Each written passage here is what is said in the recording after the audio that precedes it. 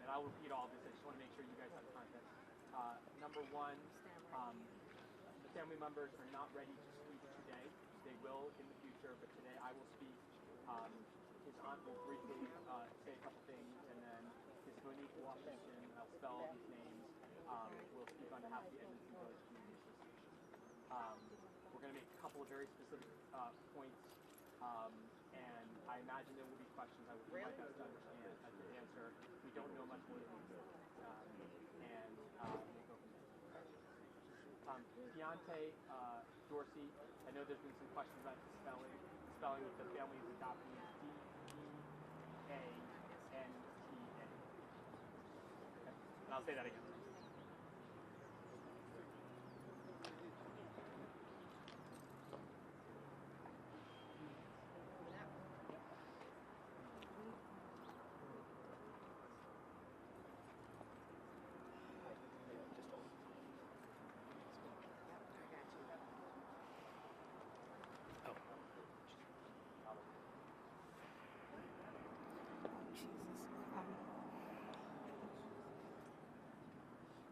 Are you all set?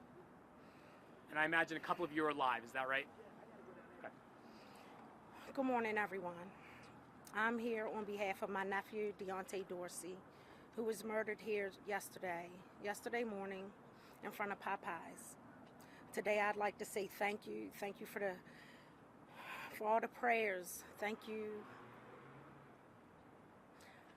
for all the encouraging words that have been sent out to our family throughout all of this.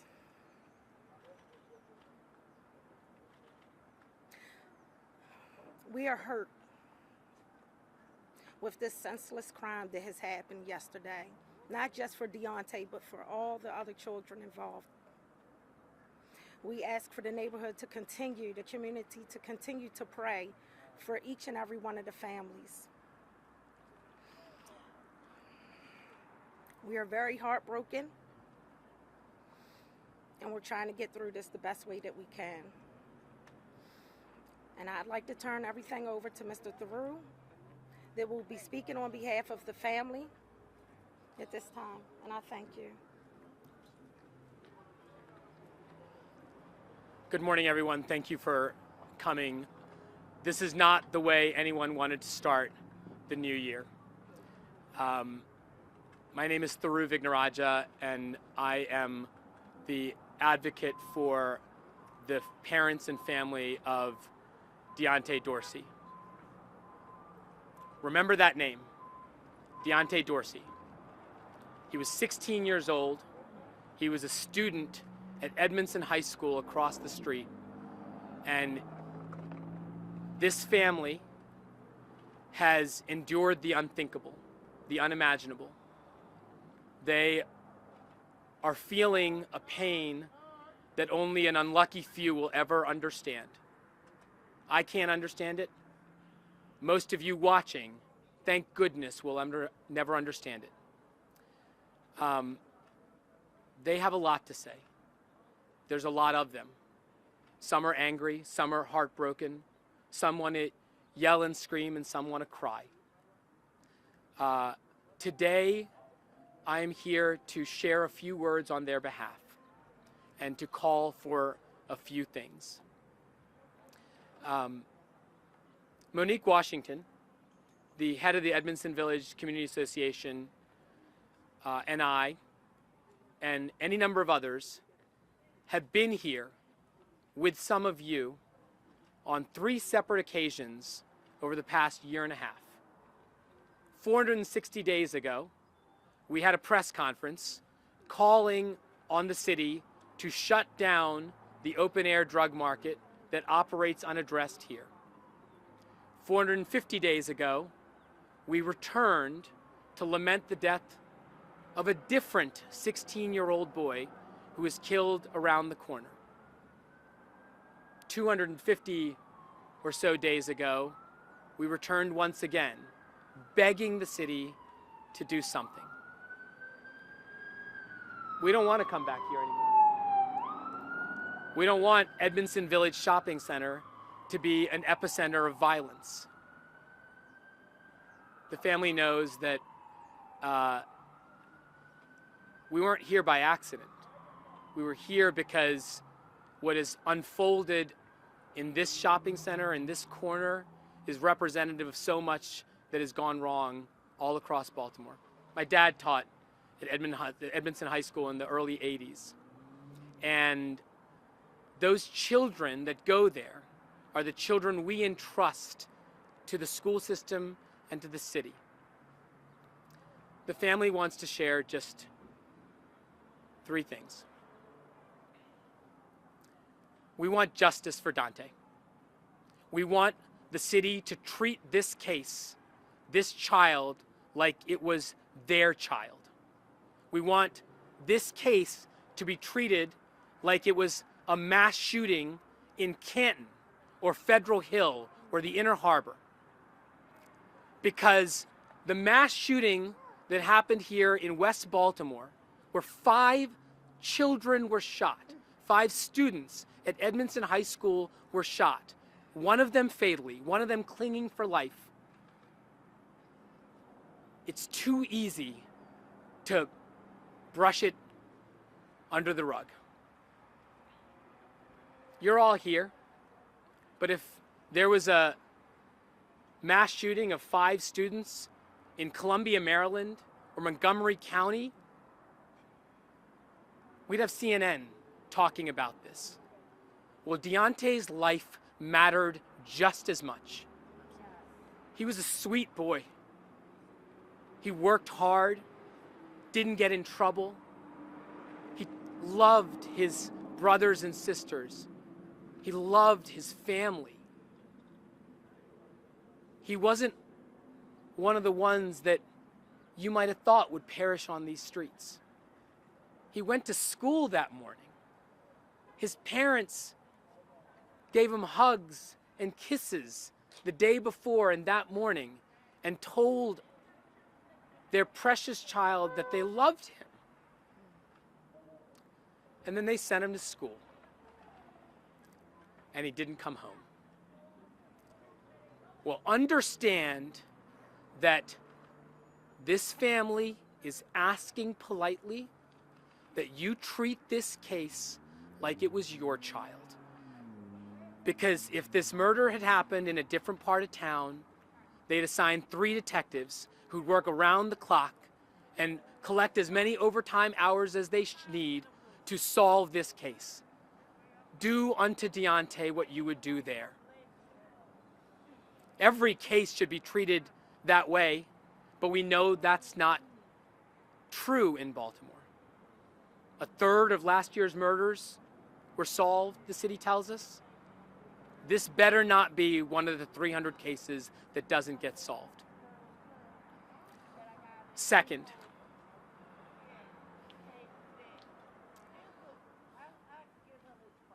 these are children that we entrust to the schools. These are children that are sent into these streets. And children will be children. We all cut school. We all skipped a class to get lunch. We all did things that we, only looking back, regret. But skipping school or cutting class during lunch should not result in a death sentence. And though they are children that we send in, there are adults who are supposed to take care of them. And we want the adults in this city to act like adults, to do their job. This is an open-air drug market, and it's been that way for years. That school operates like a mall where kids go in and out as they please. We are imploring you to do your job so that we are not here again in another 150 or 250 or 350 or 450 days.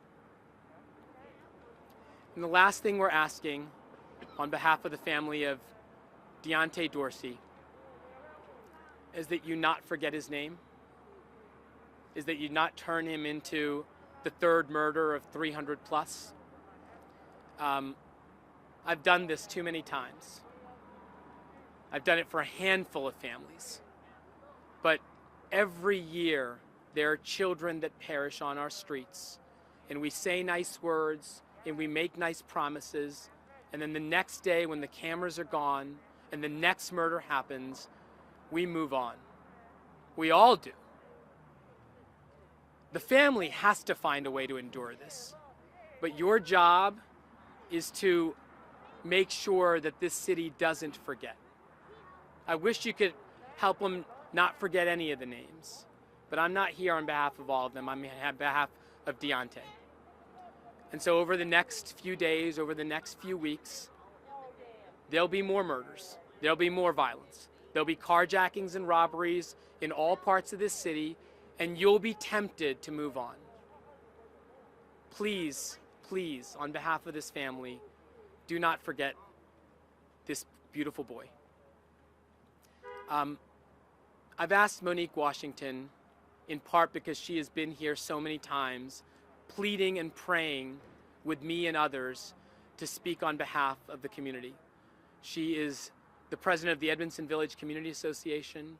She is a person who loves this city and loves this town and believes in it, but she too is heartbroken, and I know she wants to share some thoughts and prayers on behalf of the family. Good morning, everyone.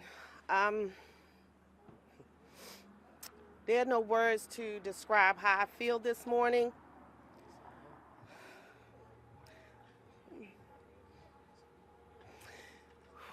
I feel like I failed my community after fighting so hard.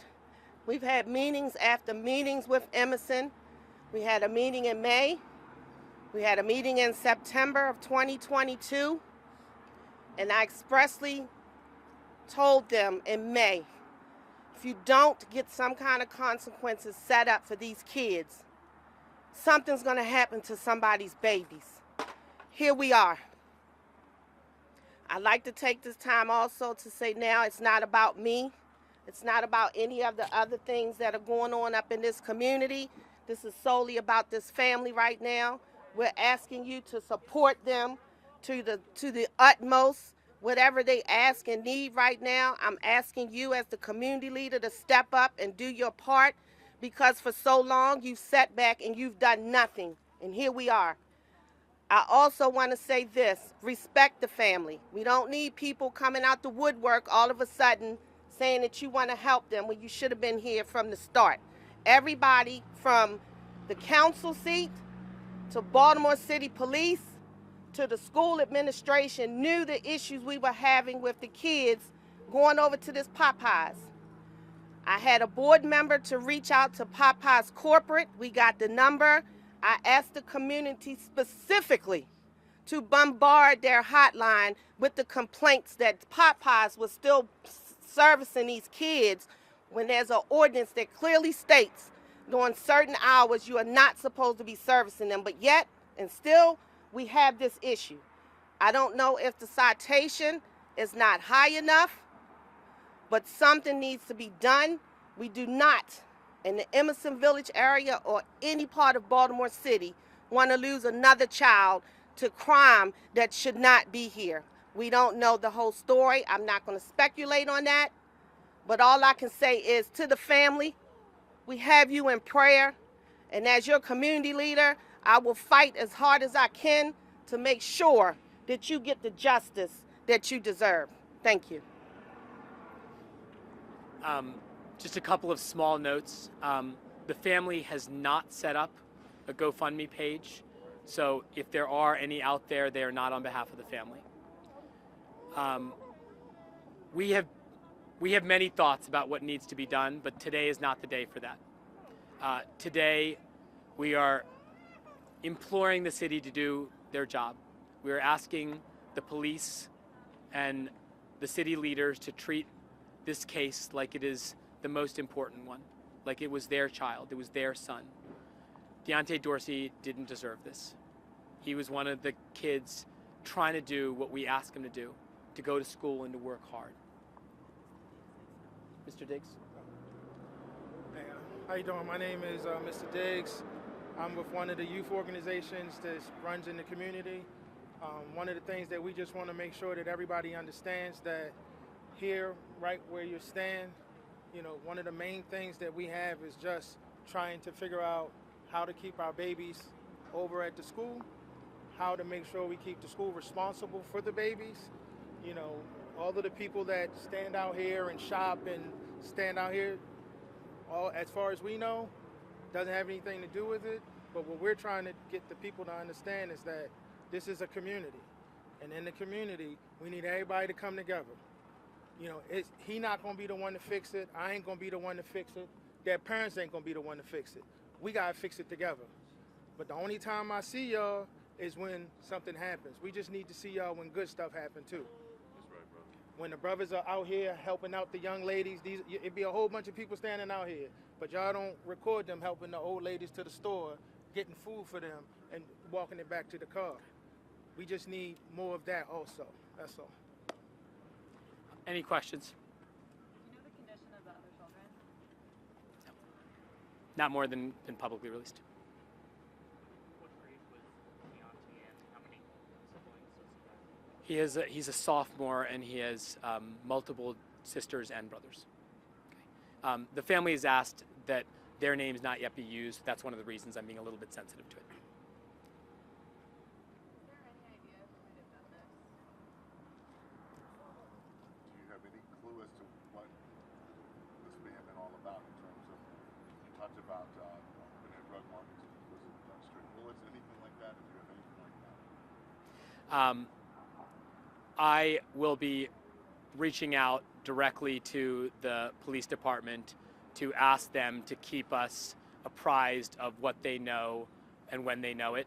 The reality is that right now we know next to nothing. And that is understandably frustrating.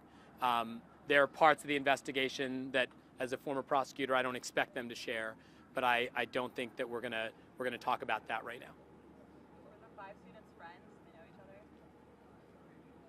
other? Nothing to share at this point about that. Can we learn more about the city ordinance that you're referencing? We're going to talk about that at a separate time, if that's okay. We just want to say from the family, I'm sorry. No, please. From the family, they're asking if anyone saw or seen anything at that time or heard anything, to please, now is not the time to just keep sitting back and acting like you didn't see anything. This is not the time. That's the only way we're going to stop what's going on here in our city as far as our children being taken from us. Stop sitting behind your curtains. I've said this before. You have to be informed. You have to be engaged. You have to be accountable. That's what equals our change here in Baltimore City. Thank you. Excuse me. And we'll have a meeting coming up in the next 2 weeks. Yeah, we'll be following up with additional steps in the days ahead. But for now, we just wanted to ask the city and the community to keep this family in their prayers, to keep the families of the other children that were shot yesterday in their prayers, and to frankly keep the children all across the city at Edmondson High School and frankly in every other elementary and middle and high school in their prayers. And I know the family is grateful for all that you guys have done and all the outpouring of love and support. Thank you, everyone.